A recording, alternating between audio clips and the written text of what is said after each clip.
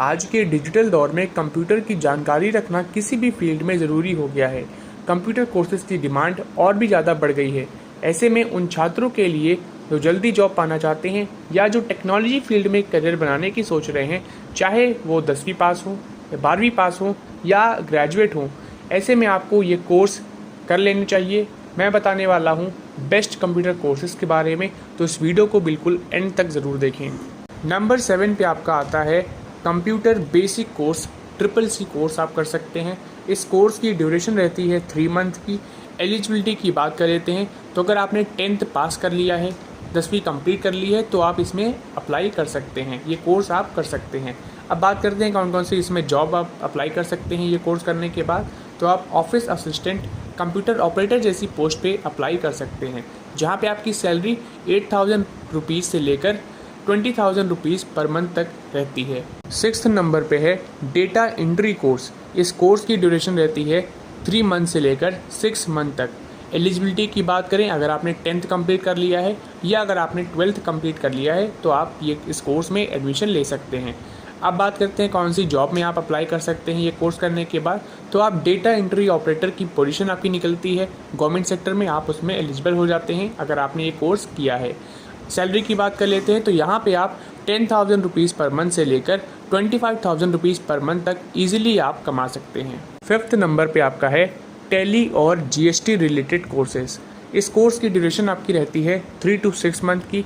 अगर आपने 12th complete कर लिया है, कॉमर्स स्टूडेंट अगर आप हैं, तो आप इस कोर्स में एडमिशन ले सकते हैं। अब बात करते हैं कौन सी पोजीशन पे आप अप्लाई कर सकते हैं। तो टैली ऑपरेटर जैसी पोजीशन पे और GST असिस्टेंट की आपकी पोजीशन निकलती है, इस पे आप एलिजिबल हो जाते हैं, आप इस पोस्ट पे अप्लाई कर सकते हैं। सैलरी की बात करें तो 12,000 रुपीज़ से लेकर 30,000 रुपीज़ पर मंथ तक आपकी स्टार्टिंग सैलरी यहाँ पे रहती है।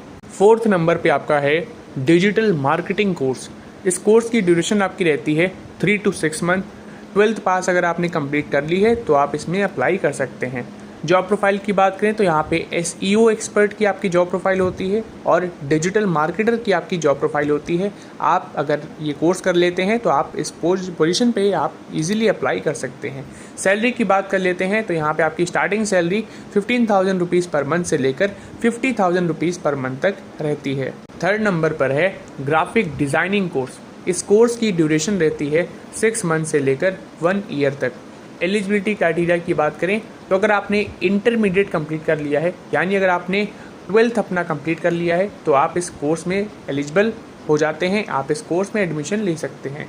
जॉब प्रोफाइल की बात करें तो यहाँ पे जैसे ही आप ये कोर्स करते हैं तो आप graphic designer, UI UX designer जैसी पोजीशन पे अप्लाई कर सकते हैं। सैलरी की बात कर लेते हैं तो स्टार्टिंग सैलरी आपकी 20,000 रुपीज़ पर मंथ से लेकर 60,000 रुपीज़ पर मंथ तक रहती है। 2nd नंबर पर है ऐप डेवलपमेंट कोर्स। इस कोर्स की ड्यूरेशन रहती है 6 मंथ से लेकर 1 ईयर तक। अगर आपने 12th कंप्लीट कर लिया है या अगर आपने डिप्लोमा कंप्लीट कर लिया है तो आप इस कोर्स में एलिजिबल हैं, आप ये कोर्स कर सकते हैं। अब बात करते हैं जॉब प्रोफाइल के बारे में तो आप एंड्रॉयड iOS डेवलपर जैसी पोजीशन पे इजीली अप्लाई कर सकते हैं, जहाँ पे आपकी starting salary 25,000 rupees per month से लेकर 80,000 रुपीज़ पर मंथ के बीच रहती है। 1st नंबर पर है साइबर सिक्योरिटी कोर्स। इस कोर्स की ड्यूरेशन रहती है 6 मंथ से लेकर 1 ईयर तक। एलिजिबिलिटी की बात करें, अगर आपने 12th कंप्लीट कर लिया है या आपने ग्रेजुएशन कंप्लीट कर लिया है तो आप ये कोर्स कर सकते हैं।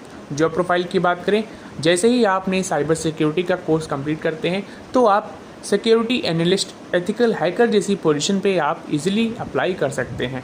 यहाँ पे आपकी स्टार्टिंग सैलरी 30,000 रुपीज़ से लेकर 1 लाख रुपीज़ पर मंथ तक रहती है। ऐसी ही जानकारी के लिए आप हमारे चैनल रैंकिंगपीडिया एजुकेशन को अभी सब्सक्राइब कर लें। धन्यवाद।